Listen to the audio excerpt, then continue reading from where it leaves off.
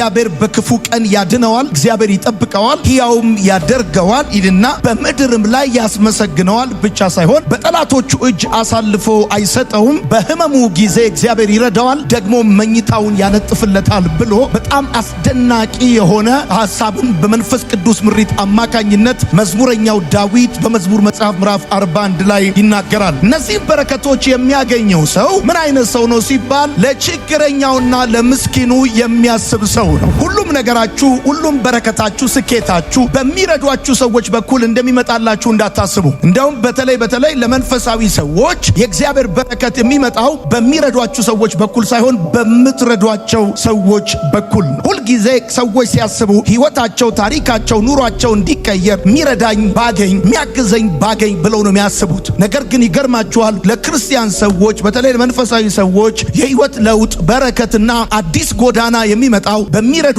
ሰዎች በኩል ሳይሆን በምትረዷቸው ሰዎች በኩል ነው። ምን አይነት ሰው ብረዳ ነው እግዚአብሔር አምላክ በክፉ ቀን የሚጠብቀኝ፣ የሚረዳኝ፣ ሕያው የሚያደርገኝ፣ በሕመሜ ጊዜ የመኝታዬን የሚያነጥፍልኝ ምስኪን ሰው ስረዳ ከሆነ ይሄ ምስኪን ሰው ምን አይነት ሰው ነው? ምስኪን ሰው ማለት ወዳጆቼ፣ ምስኪን ሰው ማለት እንደተሰበረ ቀስት የተሰበረ ሰው ማለት ነው። የተሰበረ ሰው ማለት ነው። ቅዱሳት መጽሐፍትና እስራኤላውያን ይህን ምስኪን ሰው የሚገልጹባቸው ብዙ አገላለጾች አሉ። መጽሐፍ ቅዱሳችሁ ውስጥ ቅዱሳት መጽሐፍቱ ስትመለከቱ ምስኪን ሰው ብሎ የሚናገረው እንደተሰበረ ቀስት የተሰበረ ሰው ነው። ውስጡ፣ መንፈሱ፣ ልቡ፣ ሕይወቱ፣ ኑሮ፣ ማንነቱ አንድ ወቅት ላይ አንድ ነገር ማድረግ የሚችል፣ ማሳካት የሚችል፣ መምራት የሚችል፣ ማከናወን የሚችል፣ መፈጸም የሚችል፣ ድል ማድረግ የሚችል ነገር ግን ደግሞ በሆነ አጋጣሚ ምክንያት ኃይሉን ያጣ፣ አቅሙን ያጣ፣ ፈንክሽን ማድረግ ያቃተው ማለት ነው። ስለዚህ እንደተሰበረ ቀስት የተሰበረ ውስጡ የተሰበረበት ሰው ማለት ነው።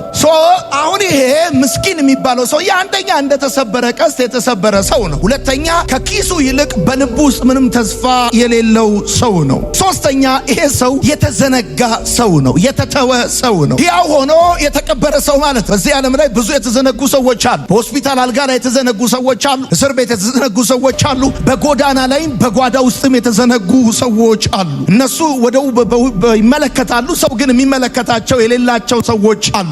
ይህን ምስኪን ሰው ብታስበው እግዚአብሔር በክፉ ቀን ይረዳሃል፣ ይጠብቀሃል፣ መኝታን ያነጥፍልሃል፣ እግዚአብሔር አምላክ በምድር ላይ ያስመሰግንሃል ብሎ ይናገራል። ስለዚህ ይሄ ሰው እንደተሰበረ ቀስት የተሰበረ ሰው ነው። ከኪሱ ይልቅ በልቡ ውስጥ ምንም ተስፋ የሌለው ሰው ነው። የተዘነጋ ሰው ነው። የተተወ ሰው ነው። እሱ ብቻ አይደለም። ይሄ ሰው አራተኛ የተጣለ ሰው ነው። በጓደኛ፣ በቤተሰብ፣ በብዙ አቅጣጫ የተጣለ ሰው ነው።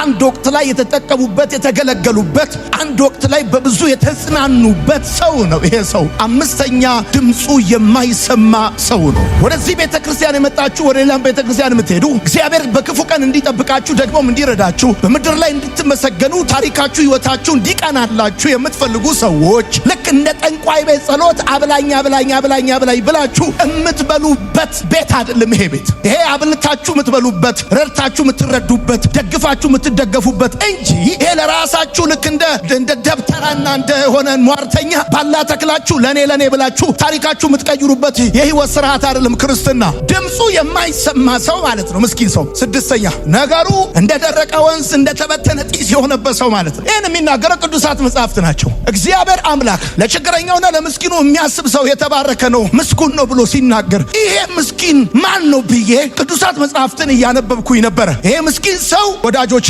ነገሩ እንደደረቀ ወንዝ የደረቀበት፣ እንደተበተነ ጢስ የተበተነበት፣ አንድ ወቅት ላይ የሚጠጣ የሚበላ የነበረው፣ አንድ ወቅት ላይ የሚታይ የሚያስ ነገር የነበረው፣ በሆነ የህይወት አጋጣሚ ግን ነገር ከእጁ የተበተነበት፣ ነገር ከቤቱ የደረቀበት፣ በብዙ የህይወት መንገድ ውስጥ ባልተጠበቀ ሁኔታ ውስጥ የገባ፣ አንድ ወቅት ላይ እስከ አፍ እስከ ገደቡ የሞላ የነበረው፣ ማንም የማይደፍረው የነበረ፣ ነገር ግን ህይወት ውጣ ውረድ አለውና አንድ ወቅት ላይ ያ ኃያል የነበረ አሁን የደከመ ሰው፣ ይህንን ሰው የሚያስብ ሰው፣ ይህንን ሰው የሚያስታውስ ሰው፣ ይህንን ሰው የሚረዳ ሰው እግዚአብሔር በክፉ ቀን ይጠብቀዋል፣ ይረዳዋል፣ ሕያው ያደርገዋል፣ በጠላቶቹ እጅ አሳልፎ አይሰጠው። ይህ ምስኪን ሰው እግዚአብሔር በቅርበት የሚመለከተው ሰው ነው። እግዚአብሔር በቅርበት የሚመለከተው ሰው ነው። በጣም የሚገርማችሁ እግዚአብሔር በጣም አቴንሽን ሰጥቶ የሚከታተለው የሚያዩ ሰው ነው። አንድ ሰው ምስኪን ነው ማለት በቃ ዝም ብሎ አቅመ ቢስ ነው ማለት ብቻ እንዳይመስል። አንድ ሰው ምስኪን ነው ማለት አንደኛ እግዚአብሔር በቅርበት የሚመለከተው ሰው ነው። ሁለተኛ የተጣለ ነው፣ የተዘነጋ ነው፣ በልቡ ምንም ተስፋ የሌለው ነው ብቻ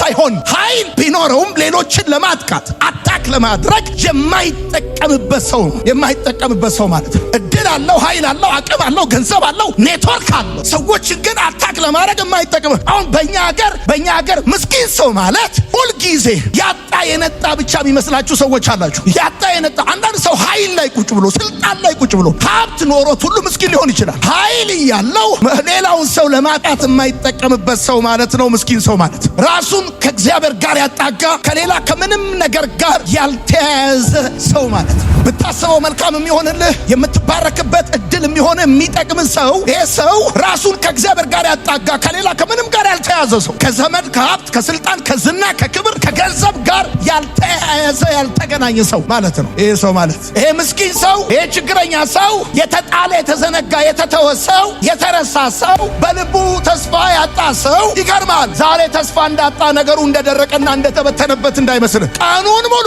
ጆሮውን ከፍቶ እግዚአብሔርን ሲሰማ የሚውል ሰው በእግዚአብሔር ፊት ጽድቅና ተቀባይነት ሞገስ ለማግኘት በራሱ ጥረትና አቅም በቂ እንዳልሆነ አምኖ የተቀመጠ ሰው ማለት የራሱ ጽድቅ እንደጎደለና እንደደከመ ጥበቡ እንደደከመ የሚያምን ሰው ማለት ነው። እሱ ብቻ አይደለም፣ የራሱ ጥንካሬ በራሱ እጅ ያልሆነ ሰው ማለት ነው። የራሱ ጥንካሬ በራሱ እጅ የሆነን ሰው ብትረዳው ብታስበው አይገርምም? በአጭር አማርኛ ታይሰንን ብታስበው አይገርምም? መንጋጭላን ያጣምምልህ ይሰማል። 99 ትናንሽ ነው የሚያደርግህ፣ እንደ መረብ ኳስ ነው የሚያፈርጥህ። አሁን ምስኪኑ ሰው ማለት የራሱ ጥንካሬ በራሱ እጅ ያልሆነ ማለት ሌላው ሲበረታ ብቻ የሚበረታ ሌላው ሲፈቅድለት ብቻ የሚኖር ሰው ማለት ነው ይሄ ሰው ማለት። ወዳጆቼ ቅዱሳት መጽሐፍት ሲናገሩ እንደዚህ ይላሉ ስለዚህ ሰው። በማህበረሰቡ ጠርዝ ላይ ያለ ቢመስልም በእግዚአብሔር ልብ ውስጥ ግን መሀል ላይ ነው ይሄ ሰውዬ። በማህበረሰቡ ዘንድ መጨረሻ ያለ ቢመስልም በእግዚአብሔር ዘንድ ከፊት ነው ይሄ ሰው። አለባበሱ ምስኪን ነው። የራሱ ጥንካሬ በራሱ እጅ አይደለም። ይገርማል። ምናልባት በቤተ ክርስቲያኑ ጠርዝ ላይ ያለ ይመስላል።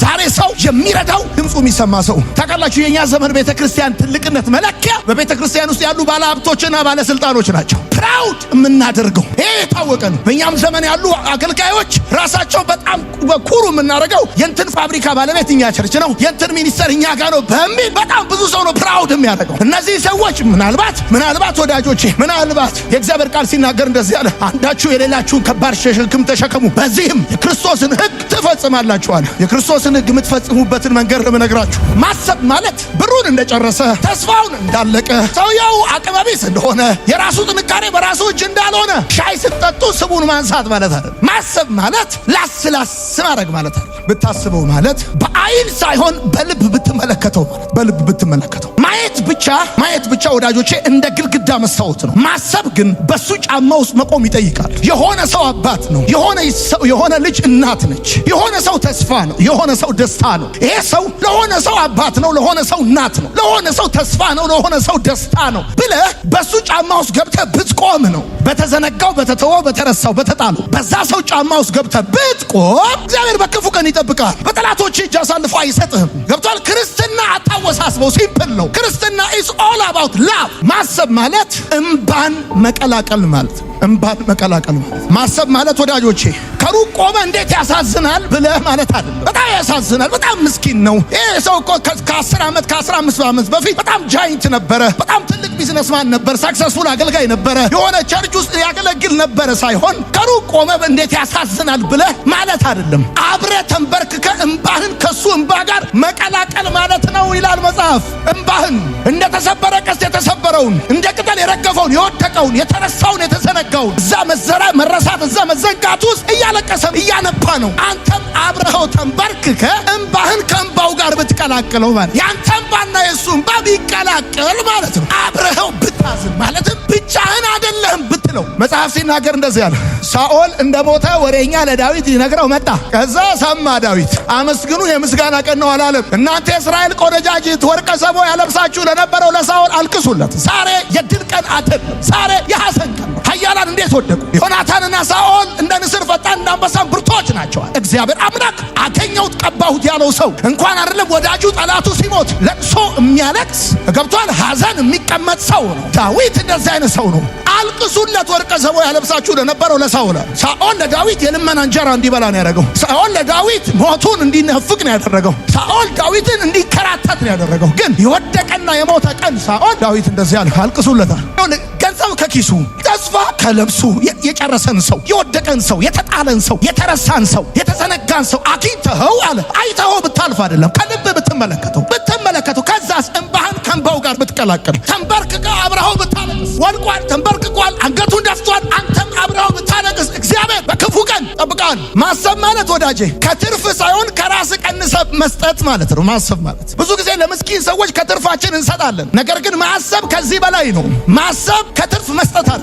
ከራስ እንጀራ ቆርሰ መስጠት ነው። ከራስ ጊዜ ወስደ ከሱ ጋር መቀመጥ ነው። ከራስ ክብር ወርደ አንተ ከኔ ትሻላለህ ብለ ማለት ነው።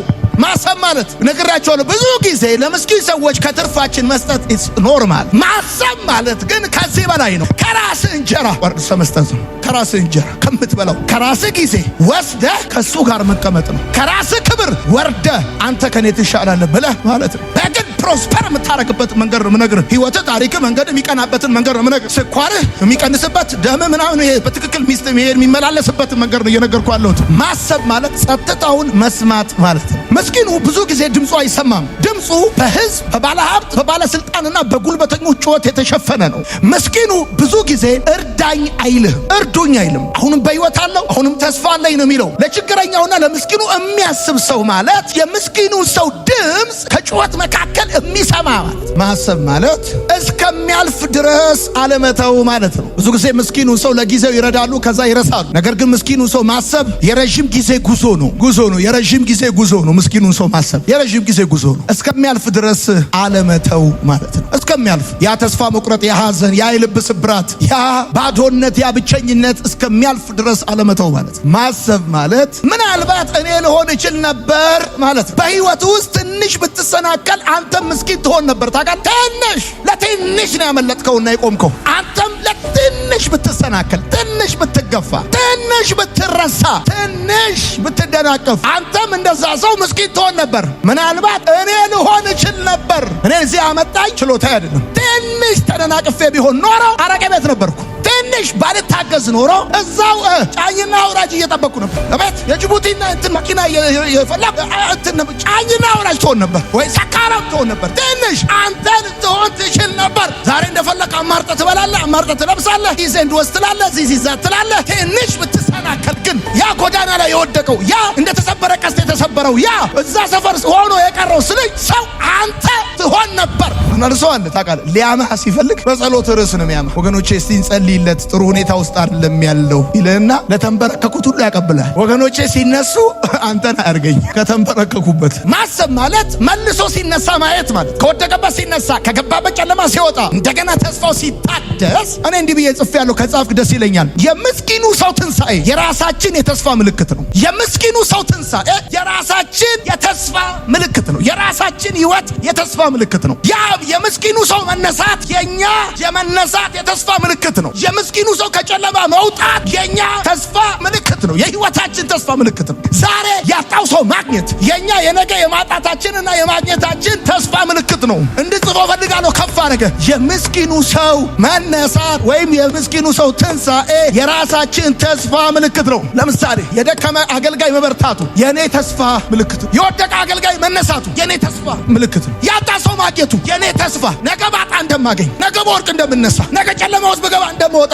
የተስፋ የትንሣኤ ህይወት ምልክት ነው። የተበላሸ ሰው መመለሱ የኔ ተስፋ ህይወት ምልክት። አንተ በራስህ ተስፋ ላይ እንዳትቀልድ። ያንን ምስኪን ሰው አይኑ ውስጥ ይኸው፣ እጁን ንካው፣ አይኑ ውስጥ ይኸው፣ እጁን ንካው።